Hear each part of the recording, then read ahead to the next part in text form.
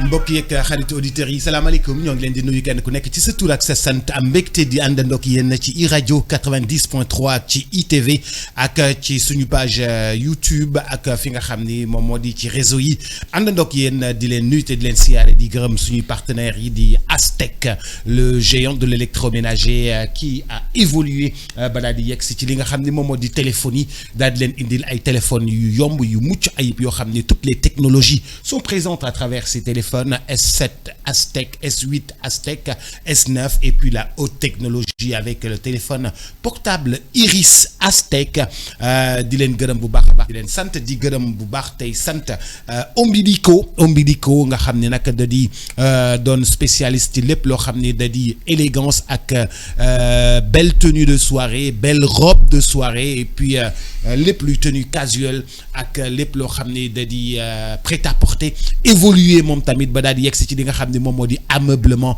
lépp loo xam ne dafa di chambre à coucher di lal di armoire di décoration d'intérieur di tamit lépp loo xam ni dafa jëm ci salon loolu yëpp Ombilico da koy def léegi au 3e et 4e étage mais li ci gën a neex dañ leen di accompagner ba noppi it saa yoo boo amee projet takk jabar dañ lay ubbil li nga xam ne moom moo di sa compte ngay dugal sa di dugal ndànk-ndànk ba am sa lal am sa armoire am sa salon am sa lépp daal di meubler daal di jël sa soxna daal di yóbbu macha allah Ombilico l'imagination est très fertile macha allah di leen encourager merci beaucoup et puis di gërëm bu baax a baax Cityphone nga xam ne moo leen indil Crédifone di ay téléphones yoo xam ne da nga koy fay à partir de 15 000 francs muy les téléphones Samsung Galaxy A6 Galaxy A06 A26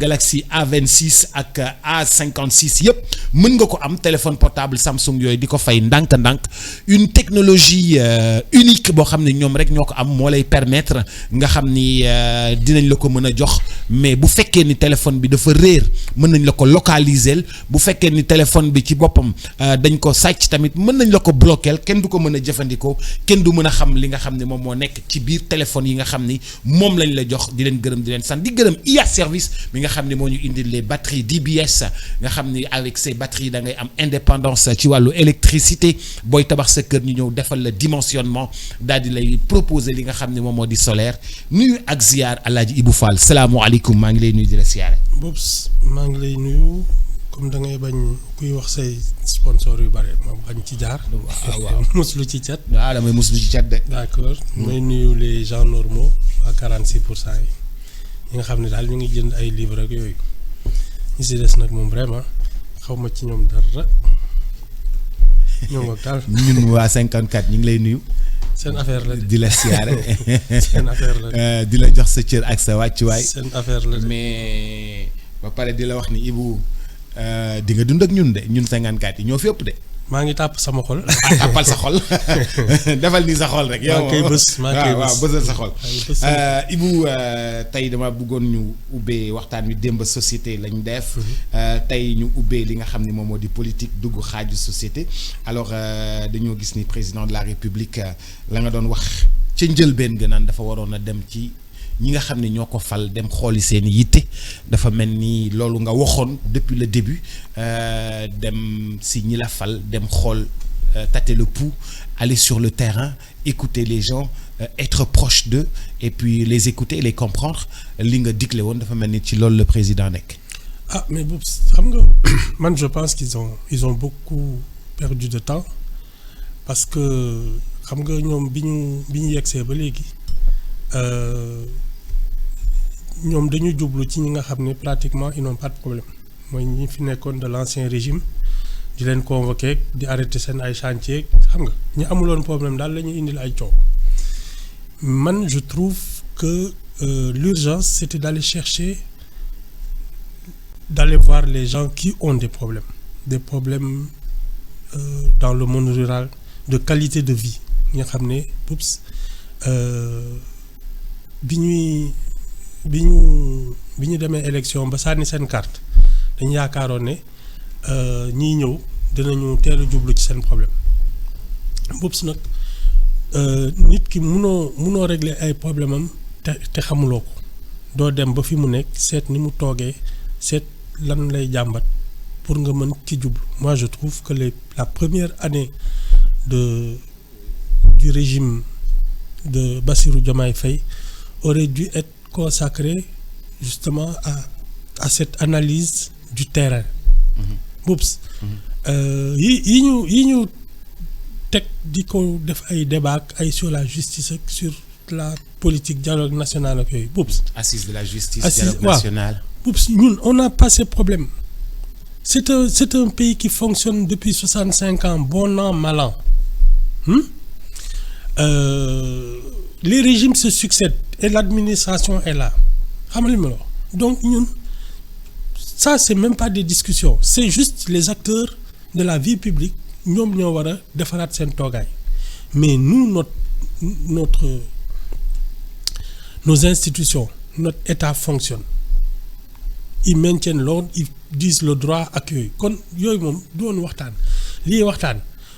Comment faire pour que les Sénégalais produisent jusqu'à exporter. Autosuffisance alimentaire.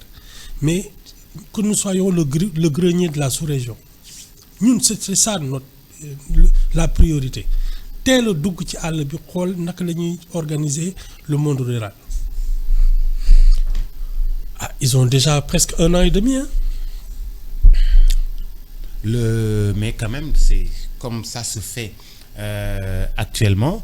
Li nga xam ni moom moo di xam peut-être que am na ñoo xam ne demoon nañ ci terrain bi xoolal leen ñëwal leen. Ça c'est pas du doy.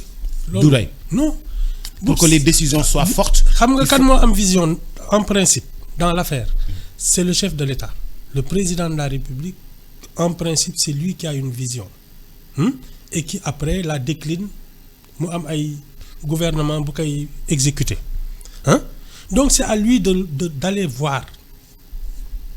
Poups nettali bi du mat dem fekke xool.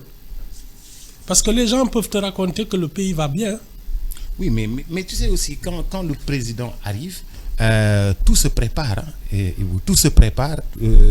Xaw ma ndax yow di nga ko mën a comprendre wala da ngay toog déglu ak nit ñi échanger ak nit yi échanger ak waa kaw gi. Tu as des sous-préfets. Tu as des préfets. Tu as des gouverneurs. Tu as des maires. Des conseillers municipaux. Des chefs de village ak yooyu. Si tu les rencontres, tu sais ce que c'est le problème. Li nga xam difficulté. Ah oui. C'est tout. Ñun administration bi jusqu'au dernier recoin am na fa ay sous-préfet ay yooyu. Jeex na. Non, moi je suis convaincu que c'est le chef de l'État qui aurait dû organiser ça dès son arrivée. Rencontrer tous les sous-préfets, les préfets, les gouverneurs, les maires, accueillir tous ceux qui sont vraiment dans l'exécutif local. Top dëkk bi nag département après département xam à peu près de quoi il s'agit. Su boobaa quand tu prends des décisions boops tu ne te trompes pas parce que tu tâtes les vrais problèmes. Oui, mais comme ñu ngi koy def rek alhamdulilah te yow noonu nga ko waxee woon. Man daal boops. Enfin on va voir ce que ça va donner. Mais ñu taxawaat ci beneen parce que là quand Macky Sall aussi le faisait on l'avait beaucoup critiqué defoon waxoon ni moom deful loolu dañ doon wax ni Macky Sall dafay. campagne déguisée. Campagne déguisée la doon def. doon def politique. waaw il y avait un peu de ça nag surtout su élection jegeñ see ba mu naan day wër di inaugurer yoo xam ne pareegul sax. Il y avait un peu de ça de. Ibu nag yow da ngaa yëpp Macky Sall bàyyi li non mais boops moom dafa doon inauguré rek di inauguré at rek ay TER bi xaw ma ñaata yoon lañ ko inauguré sa élection jegeñee rek mu inauguré. Ibu da nga lakkal Macky Sall. non Ibu da nga lakkal Macky Sall. non inauguré na ba sonn nag. non mais Ibu li mu inauguré yëpp mi ngi fi nag. waaw non man de toute façon moi c'est mon principe il ne bouge pas boops. Même ce principe bu bougé wul. université yi mu doon yi mu doon wax Kaolack ma nga fa. kii yi mu doon wax nu mu tuddati Diamniadio bu mu doon kii Diamniadio xëy na daa yeggul. mais TER bi mu ngi fi BRT bi mu ngi fi stade yi mu ngi fi. il a un bilan matériel. waaw loolu c'est indéniable. Moi je te parle de bilan immatériel. mais Ibou mosuma laa dégg nga d'accord ak Macky Sall tey nga ne am na bilan matériel. oui non mais attends li mu fi def comme infrastructure. Et je l'ai dit aujourd'hui, pour moi, construire le citoyen est plus urgent que construire le pays.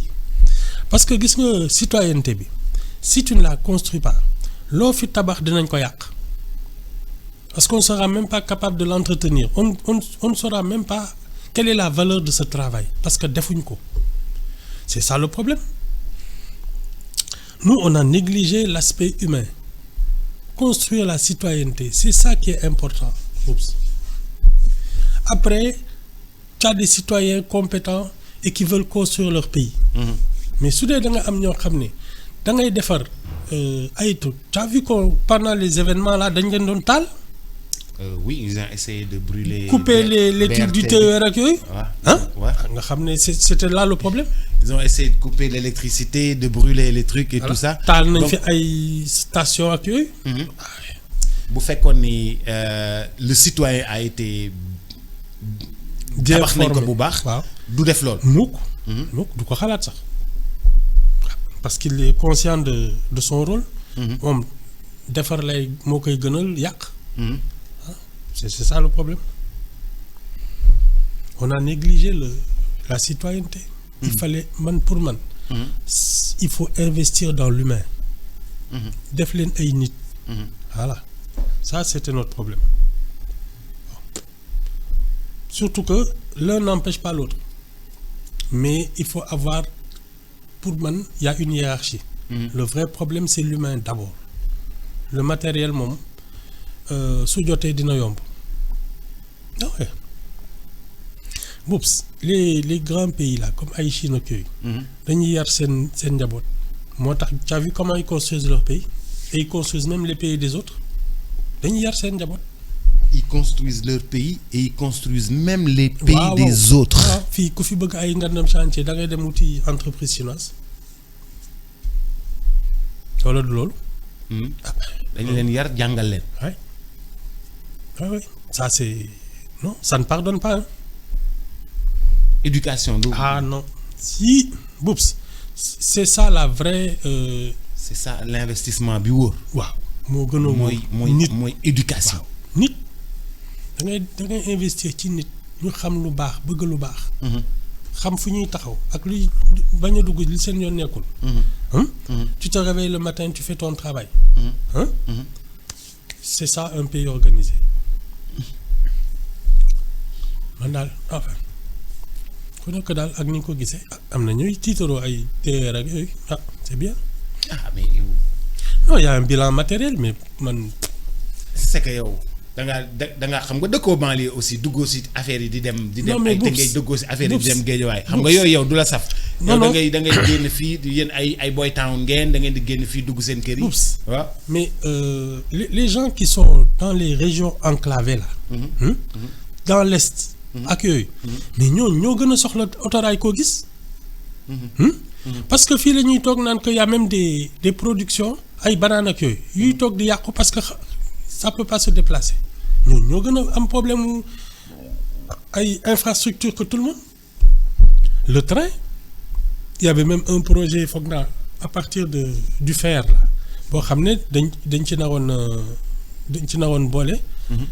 un train qui part de foofu mi fer soo xaw ma ba port de Dakar xaw ma port de Ndayane xaw ma am na daal benn port boo xam ne mais parce que ça ce sont des choses dont on a besoin et c'est urgent parce que yow li nga may wax affaire ay banlieue yi c'est pas des questions de survie ñële nag c'est une question de survie. ñi ci biir dëkk bi ñoo ko gën a soxla. oui oula. que ñi nga xam ne ñoo nekk ci capital. non et puis xam nga Boups. pour ne serait-ce que pour la cohésion nationale sénégalais war na mën a jógee de n'importe quel point du Sénégal pour se rendre dans n'importe quel point du Sénégal. En un temps record. Parce que c'est ça, être dans un pays, une nation cohérente. Mais départ Ziguinchor, jëm Matam, tu as un réseau de trains, de tout ce que tu veux. Parce que normalement, dans un pays, on doit pouvoir circuler aisément. Yi train yi auto yi avion yi hélicoptère. C'est ça. C'est ça. Non, il y a du boulot. Yi train yi auto yi hélicoptère affaire bi. Ouais. Que les gens se déplacent, la mobilité. Fluide. Mobilité, c'est ça. Ni fleuve bi ni géej gi. Le vrai problème, c'est que l'État ne peut pas tout faire. Mais il peut faire en sorte que les privés se mêlent à ça. Parce que tout le monde doit construire son pays. Tu as des entreprises, Boops, mènent des outils à financement, tracer des routes, des autoroutes à péage de l'est à l'ouest, du nord au sud, exploiter. Parce que l'État ne peut pas aller chercher tout en même temps. Mais tu as des privés, les entreprises de BTP là. Mais quand tu leur donnes des concessions, mais nous les moutons. C'est des chantiers qui rapportent. Non, ouais. C'est que l'État a de faire des filles. Alors que les privés, surtout que quand ils vont chercher des financements, ils confient le travail à des entreprises privées. Boo jëlijee financement te entreprise privée yi mën nañu dem wuti financement bi defar autoroute bi defar train bi defar raay bi exploiter ko di la fay di fay état bi mën na ne te fonds d'investissement yooyu yëpp mi ngi fépp ci àdduna bi bien sûr et ça permet d'être plus rapide mais su dee dañu toog ne état bi moom bëggul teg loxoom quoi moo tax ñu tardé État dafa war a di arbitrer. Bon, c'est réglementé, arbitré. C'est vrai qu'il y a des infrastructures et puis il y a un service public qui est obligatoire. Vraiment la santé, accueil. Mais warna bayi lâcher pour que les entreprises privées puissent se développer. Te mu bañ a nekk moom un frein bloqué nit ñi autorisation yu bari ay voilà surtout nag chaque fois que y a un nouveau régime on change de champion da ngay gis ñu doon seen affaire doon baax ñu tëj leen robinet yi tu vois de nouveaux venus ñi waa ñoom ñooy yor les marchés publics ça c'est pas bon. Les champions doivent rester des champions pour le pays. Non, c'est la compétence, le mérite. La compétence, le mérite. Amul proximité, amul parti politique, amul dara. Le mérite.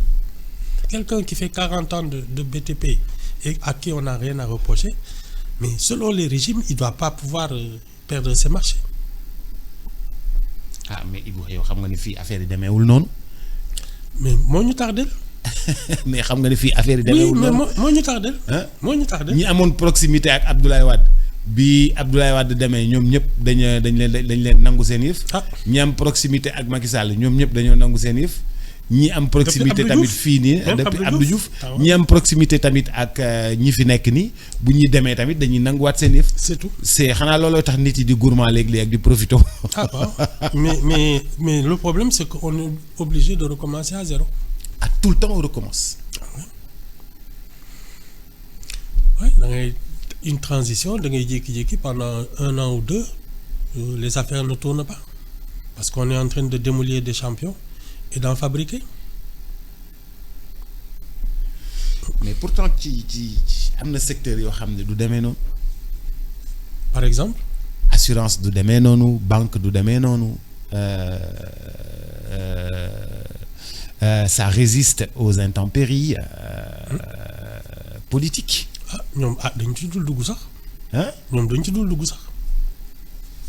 C'est des services, politique.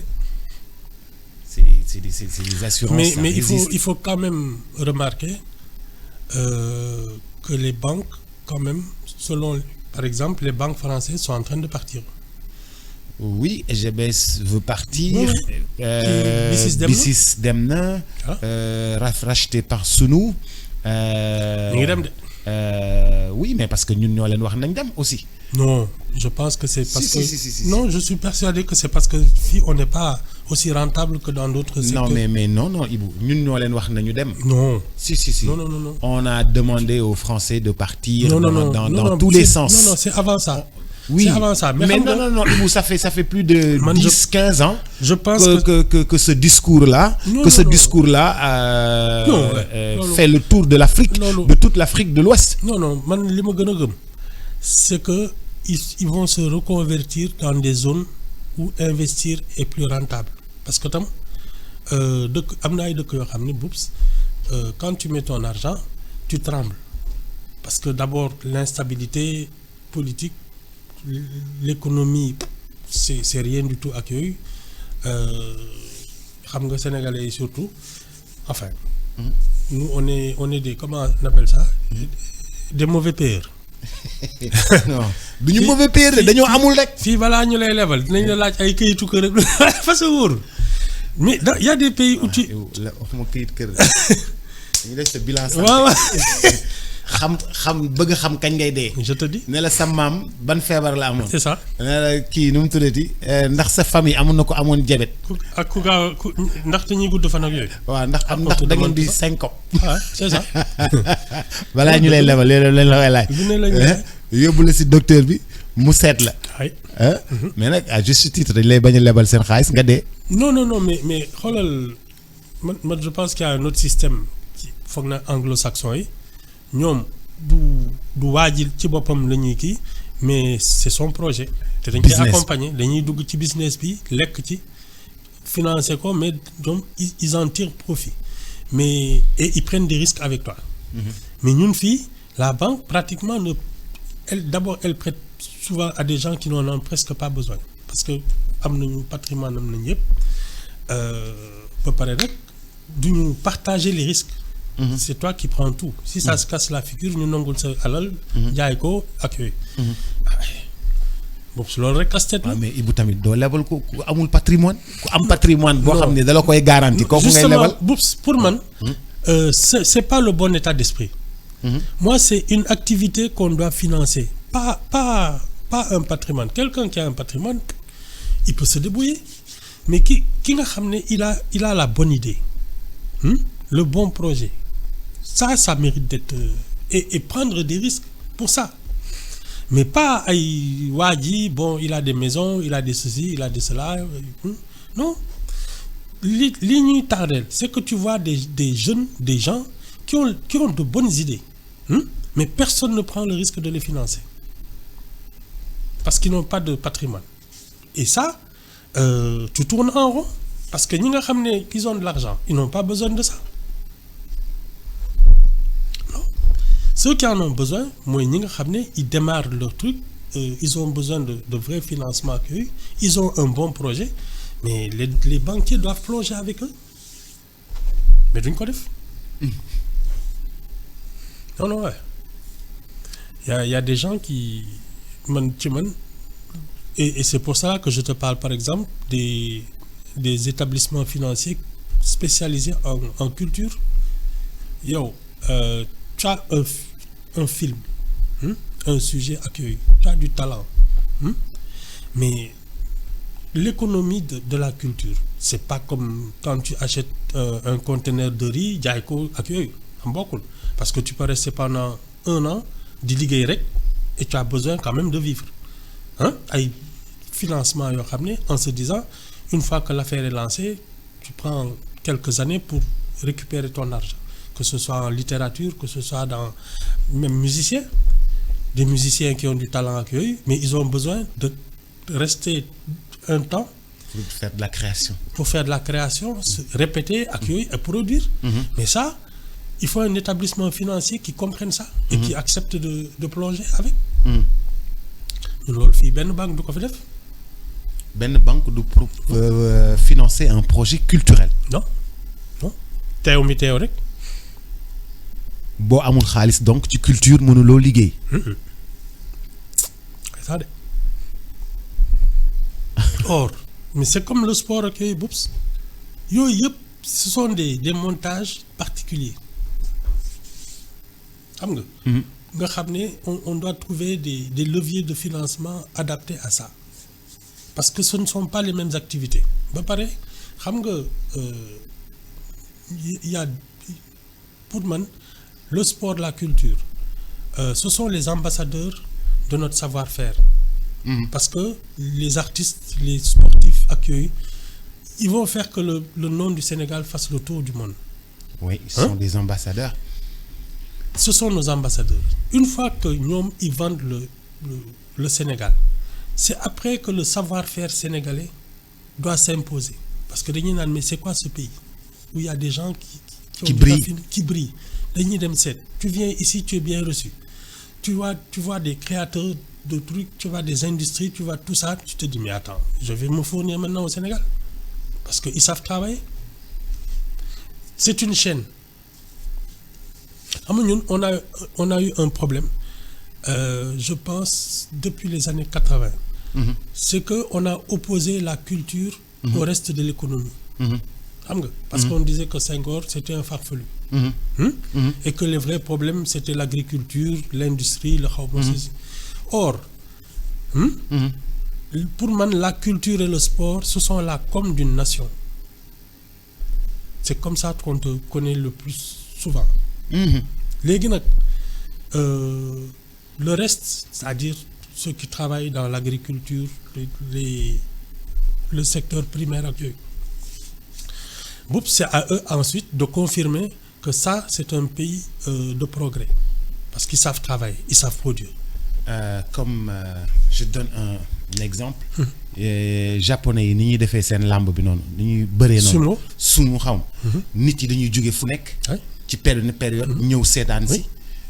dem les arts martiaux dugg ci dëkk bi jënd lépp lu ñuy jënd shopping dëkk ci hôtel yi dëkk ci kii yi ñëw seetaan yi gën a rafet. ba seetaan bu rafet gaare ay oto yu rafet. loué ay oto ñu accueillir leen. découvrir leur gastronomie ñu toog lekk ba pare après jëlaat seen avion dem def fa 10 jours 5 jours. mais ñun mënuñu ko am ci làmb ji parce que dañuy xeex. Non. En fait, tu sais. Comment organiser ça pour que la lutte soit attractive, soit très touristique, soit attractive, mu nekk loo xam ni dafa nit yi dañuy jóge feneen ñëw seetaan si ko mu jaaxal leen nit ki tuuroo soow mu jaaxal ko mu photo ko yóbbu ko expliquer ko et tout ça quoi. xam nga pour man le premier problème de la lutte c'est que dafa war a génn du giron du sport. Ça doit avoir un statut particulier. Parce que dans l'affaire de la lutte là, la partie sportive c'est presque la partie la plus réduite. Parce que combat mën na durer 45 secondes, mën na durer 1 minute. Exactement. Ouais. Entraînement yeeg yooyu, ça c'est là. Mais ce qui fait de la lutte une particularité, c'est toute la partie culturelle. Tëgg bi, bàkku bi, voilà, fecc bi, c'est ça. ngembu bi, et donc yére bi, c'est ça. chorégraphie bi, entrée bi, c'est ça. Loolu mooy làmb bi. C'est ça. Et surtout que les lutteurs ñoom ils sont un peu les ambassadeurs de leur patelin. Donc am na ay dëkk yoo xam ne mbër a tax nga koy dégg ay refaan ak ay yooyu. su dul woon mbër mi doo dégg refaan. doo ko dégg. Et donc pour man et si on veut donner à la lutte un statut particulier, pour man ce sont des écoles parce que chaque région naturelle. Ibu doguma la, je me souviens de la tournée avec Orange quand Tyson à Kaolack.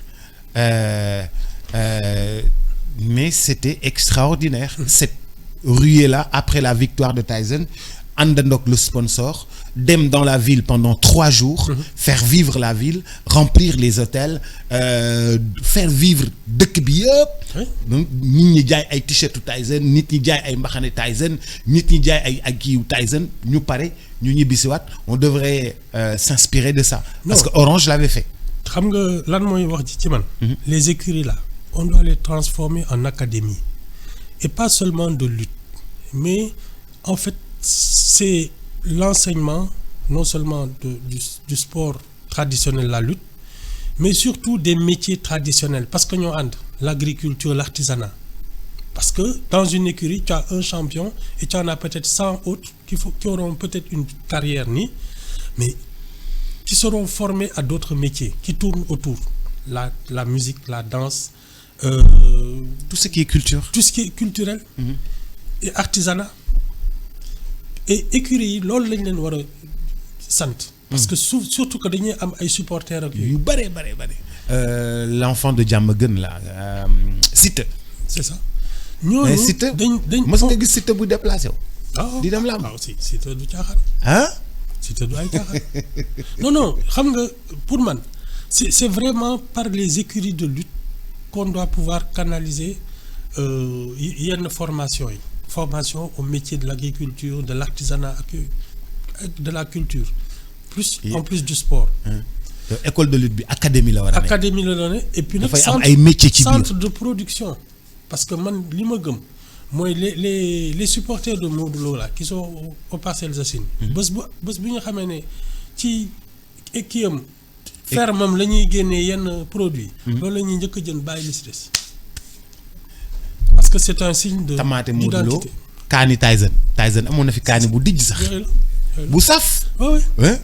non ñun et c'est malheureux parce que la lutte est un vrai moteur de développement mais dëggantaan quoi c'est pas du dem nii rek malheureusement dañ ko seetaan ba aujourd'hui les combats de lutte dañuy naan au contraire ça sème le désordre ak yooyu or moom moo naroon nekk les vraies académies où on forme les gens au travail ak yooyu parce que dañ ko bëgg. et nit passion. da nga fay dañ jaaree koy gunge ci passion. da nga fay jaaree noonu pour dugal ko ci leneen et le travail la formation la citoyenneté ak yooyu ci lay bokk. ñu lancé concours ñu ne académie ban moo gën a setle koñ. mais bien sûr. Siteu jël Diamaguène ñu setal Diamaguène ba mu set. Et même Ama Baldé jël Pikine ci village yi gën a ba ci village yi gën a sori. oui ñooñu ils peuvent retourner dans leur village monter foofu ay ferme ak ay académie di former nit ñi c'est pas la peine de venir jusqu'à Dakar non. mën nañ ci def lu dul jeex. ah oui la lutte pour man Poups ça doit être un vrai moteur de développement indi tourisme indi parce que y a tous les métiers qui tournent am ay droits de télévision. ah bien sûr. am ay droits de télévision. am ay jaayu yëre. am ay jaayu dàll. mais bien sûr. oui parce que ñoom ils créent la mode. ils créent la mode. ah c'est ça non ñoom kay. ay t-shirt brandé on n'a pas saisi l'importance dañ ko def genre fédération sportive ba pare dañ ko yàgg def genre comité transitoire yooyu. mais boops c'est pour cela que je dis que nous on n'a pas de politique sportive c'est vraiment l'un des plus grands leviers de développement de notre pays mais on fait ça presque en amateur. waaw la partie voilà spectacle la ñuy kii mais tout le reste c'est-à-dire la préparation qui va donner aux gens de la formation que ñun dañ ko négliger. Il n'y a que les combats qui nous intéressent or le plus important c'est ce qu'il y a après et avant le combat c'est toute l'opportunité de former des gens de produire ak yooyu c'est ça non on n'a pas le je pense qu'on n'a pas saisi l'importance de ce que ça peut représenter. gars yi jéemoon nañ ko exporter de ñu dem ba France ñu ne fii kenn du fi dóorante. non au contraire c'est les gens qui doivent venir seetaan ko si. Japon nit yi ñooy dem seetaani ko. ah oui. karaté nit yi ñooy dem foofu seetaani ko. te xam nga ñun en plus moo tax suñu mbër yi nii. ils commencent à percer en MMA. oui. parce que justement il y a ce savoir-faire là local. boo xam ne xam nga suñu commencé di percer en MMA les champions là de l'étranger ils vont se dire mais attends il faut ma dem jàngi Sénégal lu tax les lutteurs sénégalais sont aussi forts. Voilà regarde les académies qui peuvent faire venir tout le monde parce que ils sont en train de s'imposer dans le MMA. waaw c'est ça. non c'est on n'imagine même pas à quel point la lutte. man dama gis man leneen sax laa doon gis ne làmb bi bu làmb amee par exemple ñu ne bu fekkee ne entrée bi 5000 la wala entrée bi 10 000 la ku sol yëre wolof 5000 ngay fay ku sol yëre bu ñu ñëwee Sénégal 5000 ngay fay. non mais mu pousse mode bi wala ñu ne ku sol yëre wolof doo fay. Boups. Un champion ni muy solo na ñëpp a koy seetaan donc tout le monde va faire comme lui rien que ça la star là de la lutte. nu muy solo ñëpp a koy toppandoo c'est ça non tu peux pas t'imaginer à quel point nous on c'est comme si on avait une mine d'or mais on prend que des pépites alors que ñun ay lingots lañ ci war a def. ay lingots lañ ci war a génne. Ouais. Grand frère bi mu ne ma waxal dit à Ibou Fall que c'est le régulateur qui impose ça aux banques lorsque tu demandes un prêt c'est à cause de ça que la banque demande tous ces documents maanaam banque centrale wala régulateur bi mooy laaj loolu. nga def bilan de santé. ñu laaj la këyit yooyu noonu. mais man c'est l'état d'esprit du monde financier. Je pense qu'il n'est pas le bon. Parce que am na ay dëkk yoo xam ne ça tu viens avec une idée les gens se disent ça c'est porteur ils font ça avec toi. C'est tout. C'est une question d'état d'esprit. Boubs waxal ma Ibou les disciplines majeures football lutte basket devraient créer des richesses pour développer les disciplines émergentes le sport est un vecteur de cohésion sociale et de développement. Ah mais athlétisme ñun on oublie qu'on a eu aux Jeux de Rome. foog naa en 60. c'est que amaguñu woon fédération d'athlétisme. moo tax. ñu daw sous les couleurs de la France. De la France, mais il s'appelait Abdou Seye, je crois. Il a été médaillé d'argent en 1960. L'athlétisme. Parce que ensuite tu fais des meetings yoo xam ne le monde entier dañuy ñëw parce que Boubs soo fi defee un meeting d'athlétisme où le vainqueur gagne 500 millions Boubs les gens viennent du monde entier pour daw ñii di ñëw pour seetaan parce que. Voir quelqu'un gagner 500 millions en 9 secondes Boubs loolu jar na bàyyi sa soxla ñëw toog di ko xool. Non, j'ai fait plusieurs meetings moi. damay animer ay meetings damay dem Normandie damay dem France def meeting d'athlétisme. yore micro bi gérer damay am ay athlètes américains ay athlètes jamaïcains yu bare ma ñëw def meeting bi d'ailleurs ñi ma yóbbu woon meeting athlétisme bu Dakar lañ ma gisee. may animer meeting d'athlétisme bu Dakar ñu ñëw jël sama contact yóbbu ma France. di ma defloo aussi meeting d'athlétisme fay ma. Je te dis mettre ma dans les mêmes conditions que les athlètes. Ñun notre problème Boubs c'est qu'on ne fait rien de manière professionnelle ñun fii même le sport là c'est de l'amateurisme alors que je dis ce sont nos ambassadeurs dans le monde chaque fois que un Sénégalais commet un exploit Boubs le Sénégal se vend. Son image. Ah oui. Oui. On te regarde comme une terre d'excellence parce que le gars il bat des records. Ce compatriote Sadio Mané moo battre ay records dugal autant de buts. dugal Champions League. jël trophée Champions League. jël Coupe d'Afrique ñu lay wax yow à cause de Sadio Mané. Oui. Étoile Sénégal di briller à travers. Sénégal ak ñi nga xam ni ñoom. Et il y a peut-être des gens qui se disent il faudrait peut-être venir apprendre à jouer au football au Sénégal parce que c'est un pays de champions. ñoo door Angleterre barke démb. Donc il faut voir qu'est-ce qui s'est passé. C'est pas le secret. Qu'est-ce qui s'est passé dans les académies sénégalaises dans la formation à la base pour que Idrissa Gana Gueye qui a été formé à Jambar puisse battre l'équipe d'Angleterre. Alors non on a un niveau mondial mais mooy li may wax tout le temps rek on n'a pas de politique sportive pour man l'argent des parieurs là l'ONAS c'est ça qui peut financer le sport ah oui parce que mooy li may wax tout le temps il faut payer l'effort.